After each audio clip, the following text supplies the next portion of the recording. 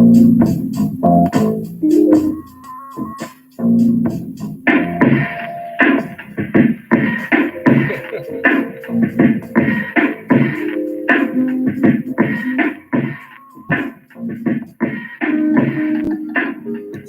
off with that rugged.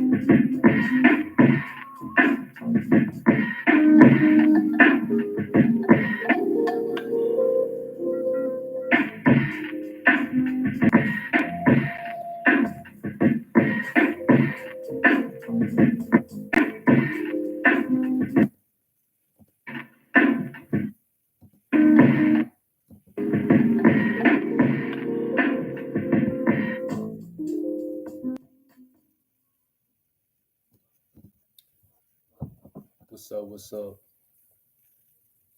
It's True Carry On, representing Het Haman, House of the Living Sword. Coming back with another installment of the topic of envy. This is reading from the Kabbalah of Envy by Rabbi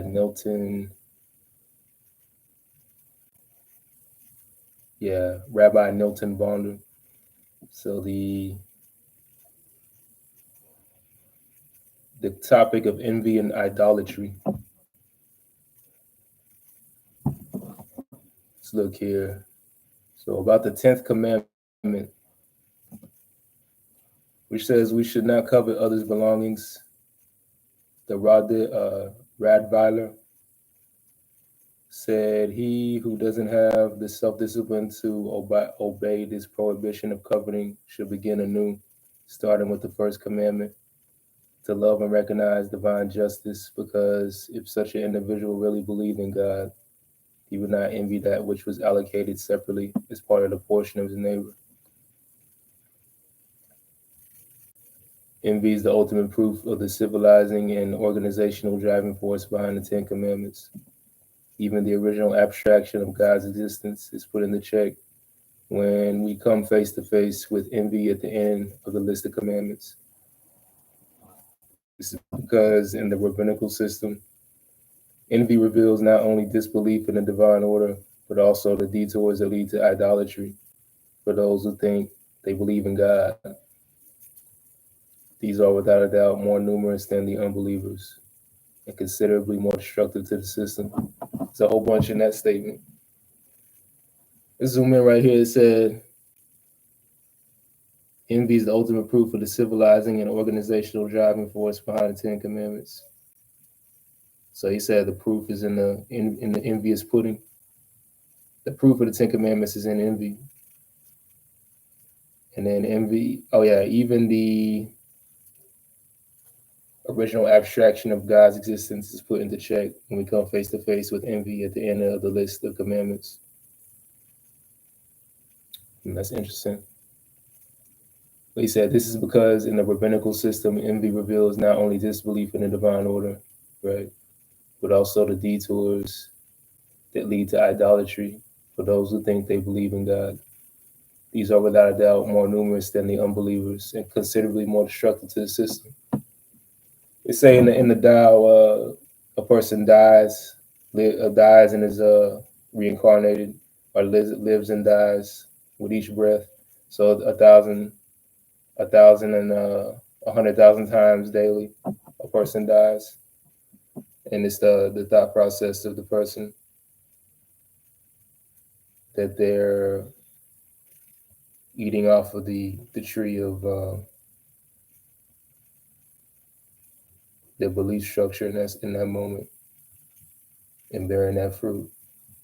They say when they say you are what you eat, they're talking about the essence of life, which would be the breath of life, not necessarily physical food. the symbols. The symbols correlate to the point where I'm actually going to read in a moment a book called The Myth of the 20th Century by Alfred Rosenberg, who was a Baltic German Nazi. Since we're reading the Jewish rabbi's perspective, we would have to have the other perspective too, which is the supposed, let's say, the protagonist, antagonist, or the antithesis of what's being stated on one side correspond or correlate to the other side with not necessarily a balanced viewpoint, but a holistic way of looking at the matter overall. Because the envy does have a lot to do with Hitler's uh, intention of becoming Führer to begin with, and also his intention was world domination. Because he found later when he got in the seat of power that his envy wasn't big enough of a platform to conquer the world. He needed something greater, like you say a theater of war, or a propaganda machine to support the. We're not talking about complexes and archetypes, the forces that were actually in charge of Hitler's regime, instead of Hitler, who was a personality, and Hitler's ego, which is his idea of himself, or what he was trying to promote, was too small of a is too small of a vessel, or too minuscule to carry that level of intention. So you only need one misguided person to rock the boat, or to open a door for so many different forces and archetypes to come out and play. It's like the whole Pandora's box thing. But he's saying here, in truth, a self-professed believer who envies believes in something or in some kind of justice that is not absolute, right? So he most likely has a private God with a personalized worldview and agenda. His worldly manifestation comes via the confirmation of small victories, personal conquests, which make him arrogant or egocentric. Such people speak of their shining, quote, lucky stars, end quote, as they move through a sophisticated cosmic schedule of personal success. They rejoice in each purported achievement. Any setbacks are attributed to a mere slip of a god who, quote, writes with crooked lines, end quote, end quote. Oh, writing with crooked lines, that's all you see is crime in the city, really. And then, but will soon make known a final destiny confirming the expectations of personal victory. Yeah, so that horizon line of expectation meets personal victory is interesting, because it boils down to final destination. That's death culture, though. Um, there is a series called Final Destination. It's like fatalism, and it's a supernatural thing, as it's posited in the movie or that genre of film. And then they say in here, people with such expectations are classical enviers. They envy when they don't possess the object of their desire, and they envy when they do. In the latter situation, they fear that others may also obtain personal victories. So yeah, we left the last one off with the quote. It was like, a man with a beautiful wife is a terrible friend, or something like that. And yeah, he might not be the only one with the trophy wife come next week or even tomorrow. So you see, a lot of the victories are really failures. They plateau, and then the intentions are revealed in that plateau. So when this happens, they must seek an explanation. This causes great theological difficulty, leading to the pagan belief that others also worship gods of considerable power, that their stars also shine. They say a pagan belief. I'm not gonna get too deep into that. Yeah, so they said the potential for idolatry actually lies within each one of us. in constant conflict with monotheism. After all, the belief in the sole God responsible for all beings, striving to accommodate the largest possible number of personal victories within reality, is complex and controversial, no doubt. It's quite difficult to sell an idea, monotheism, when it challenges the feelings of envy that come so naturally to humans. Facts. A God concerned with collective justice does not always attend to a particular individual's personal needs. Monotheism is still more difficult to fully accept when widened to include not just a specific group, but all groups or even all species. A God who acts justly for Jews and Christians, Cubans and Americans, spiritualists and rationalists, or for human beings and whales in extinction, brings out very complex expectations of reality. The existence of envy is evidence of this difficulty. A kalepa, shell, as Kabbalistic tradition puts it. The decision, let's crack the shell. The decision to accept the notion of one God depends above all on a feeling of gratitude. Let's read it again. The decision to accept the notion of one God depends above all on a feeling of gratitude. There's another meditation. From time immemorial, belief in divinity emerged from a deep feeling of gratitude experienced by humans. Over millennia, this feeling guaranteed the survival of religious and spiritual ideas. While envy is a constant witness to the irrationality of belief in God, gratitude operates in the opposite direction. Since both are feelings, they will never prove or disprove each other. Still, envy is indisputably a unit of idolatry. So he said feelings, the feelings, they can't disprove or prove each other. They merely exist, and they have opposite directions. They have opposing agendas. That's what I was saying about archetypes and complexes. This is all subconscious, or this is all mechanicalism. It's very mechanical. It operates on its own construct. And then the establishment of a messianic era implies not an external proof of the truth contained in God, but the absolute predominance of gratitude. What? Right? It's a time when people will no longer identify with envy and will consider it foreign. Right? Combating the world's levels of envy, we may say, with the rabbi's support, is fundamental to the eradication of idolatry. All right, so this moves into chapter 2, rancor, and other worlds.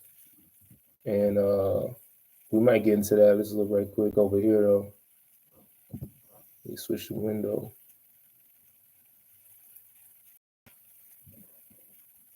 Let's get into Mr. Alfred Rosenberg.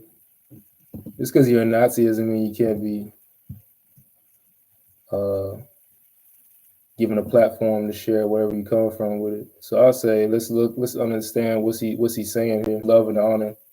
This is the myth of the 20th century. So, many wars during the last 1900 years, 1,900 years, have borne the stamp of wars of religion. In most cases, justifiably, yet not always so. The very fact that struggles of extermination could be carried out at all for religious conviction shows to what degree the Teutonic peoples have been successfully alienated from their original character. Respect for religious belief was just as natural to the pagan Teutons as to the later Aryans. Only the assertion of the claim by the Roman Church that it alone offered salvation hardened the European heart and necessarily called forth defensive struggles in the opposing camp, which since likewise conducted for an alien natured form, resulted in spiritual narrow-mindedness, Lutheranism, Calvinism, and Puritanism. So he's already saying the same thing about, he used the word pagan, and he talking about the heart, which is the same thing of investigating the heart in the matters of the Kabbalah of envy. And he's saying here, well, in spite of everything, most of the struggles by leading heroes of our history were conducted less for theological principles of belief about Jesus, Mary, the nature of the Holy Ghost, purgatory, and so on, than for character values, The churches of all denominations declared, as the faith, so the man, right? So this was necessary for every church and promised success, since in this way the value of a man was made dependent on its coercive principles, and men were thus spiritually enchained to the chosen church organization. On the other hand, the Nordic European creed, whether consciously or unconsciously, has always been as the man, so is belief. More exactly put, as the nature or content of his belief. If the belief protected the highest values of character, then it was real and good, irrespective of what expressions of human longing might otherwise have surrounded it. If it did not do so, if it repressed proud personal values, then it must have been felt in the deepest innermost heart of every Teuton as bringing destruction. There are two values above all others in which, for nearly 2,000 years, the whole opposition between church and race, theology and belief, coercive doctrine, and pride of character are revealed. Two values rooted in will, which in Europe there's always been a struggle for predominance, love, and honor. Both accordingly strove for recognition as highest values. The churches wish, however strange this may sound, to rule through love. The Nordic Europeans wish to live free through honor or to die free in honor. Both ideas found martyrs ready for sacrifice. But this conflict did not always attain the clearest consciousness, however often it revealed itself. All right.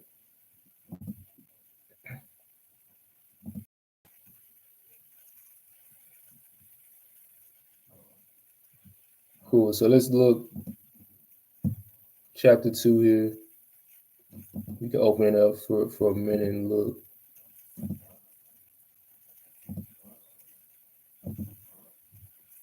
In other worlds, chapter 2. All right. So he's saying in other worlds, he must be talking about myths and fables and legends.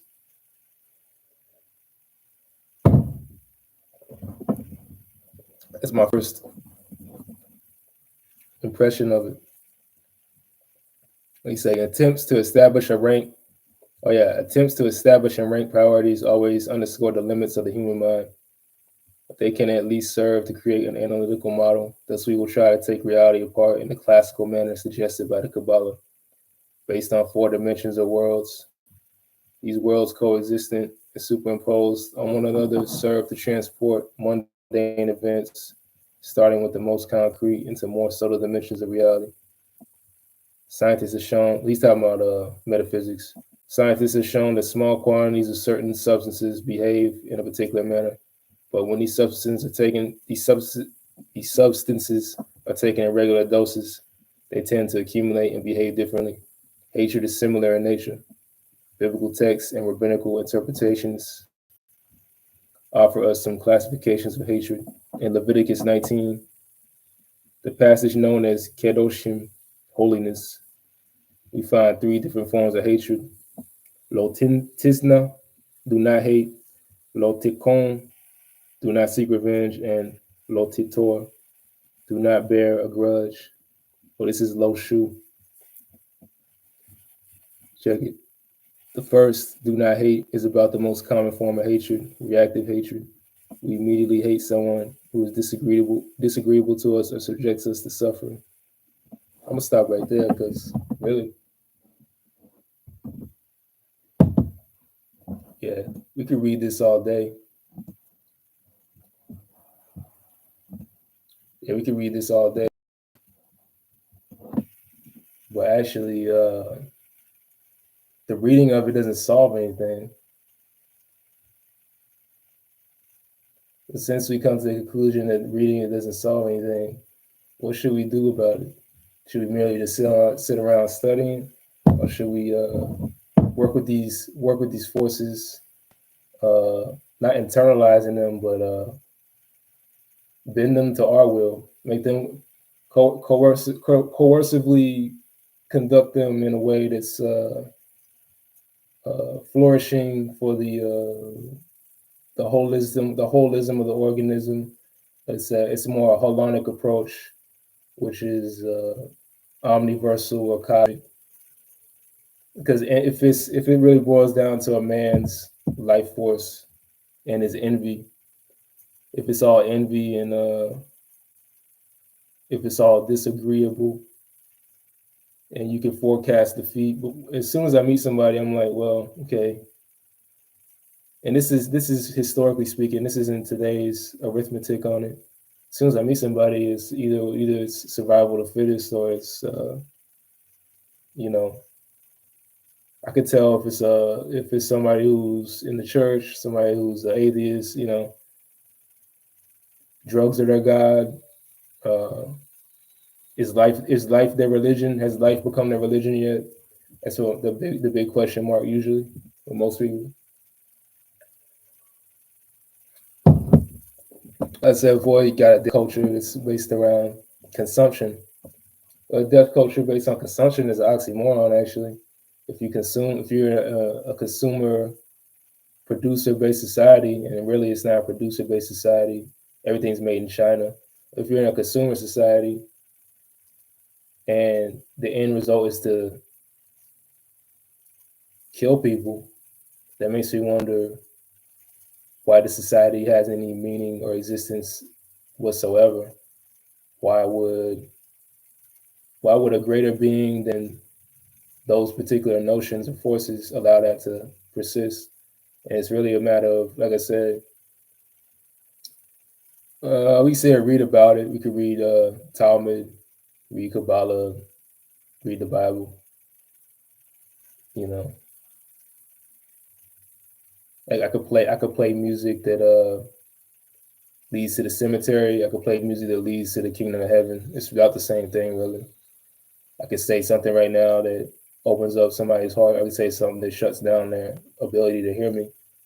It might not even be anything I do on my accord. It might just happen. Like I said, complexes and archetypes and subconscious dogmas.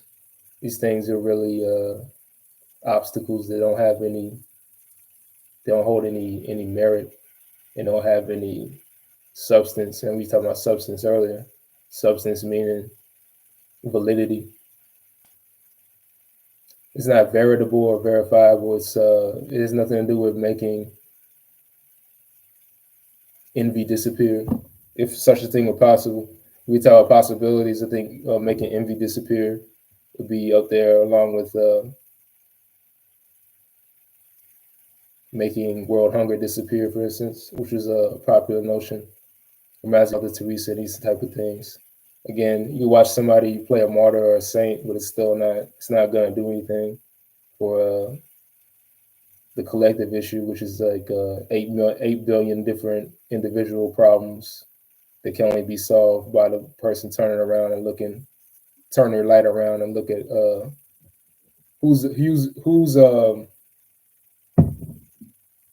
really in this body and who's really observing these premises and who's really identifying themselves with doctrines and notions and theories, and even whatever level of knowledge you attain that's outside the realm of dilettantism, which is the rigmarole of religion. I say, really, those are some of the most dangerous people. The so-called magicians, the so-called people they've mastered knowledge. Okay, you're now a criminal. And if it's not one thing, it's the other. People they lock knowledge up in a cage, and then they give you a they give you a riot act, and they tell you can only learn this much, this degree. That sound familiar? You got people they died it, then they turn around and act like people who are just now starting to learn how to share what they're learning, what they're coming into. Will say they're to be considered enemies of the state because they don't have a platform to share what they're becoming interested in.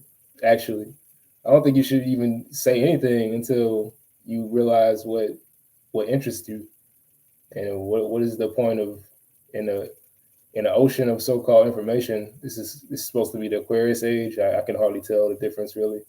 It's supposed to be the age of Aquarius. Okay, sure. The age of information, they say. So information is I put information under knowledge, and knowledge, if we speak Kabbalistically, knowledge is a sphere. Knowledge isn't the totality of the tree or the map, which is not the territory. It's like the territory is really the thing. Hey, get out into the world and actually see what's going on. Whether it has to do with people or animals or plants, it just depends on really so many different things that are just it can't be ever be determined in a specific way. There's too many variables. So people lock knowledge up. They lock it up and call it wisdom. They expose all the secrets. They call that teaching. So if it's a secret and somebody knows it, it's no longer a secret. I mean, it's whatever you want to call it. It's it all boils down to envy. That's the root of it. So I'm dealing with the root equation, Kabbalah, envy. The square root of envy is what? Right. I look at it's 79 degrees outside, and they're calling wind. The forecast is wind. It's 11:38 a.m. This is September 8th, 9/8/2024. Right. So what is the correspondence on it as far as envy is a seed in the Kabbalah tree. Envy is one of the seeds of the Kabbalah tree. It's one of the bad apples in the crate.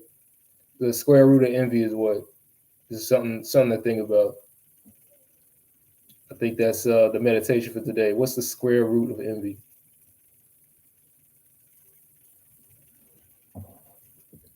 My name is Shu Kevion, Het Haman, House of the Living Sword. We're on patreon.com/The Myth Conductor. Check the links in the description for the book I'm reading, and let's figure it out. Salute.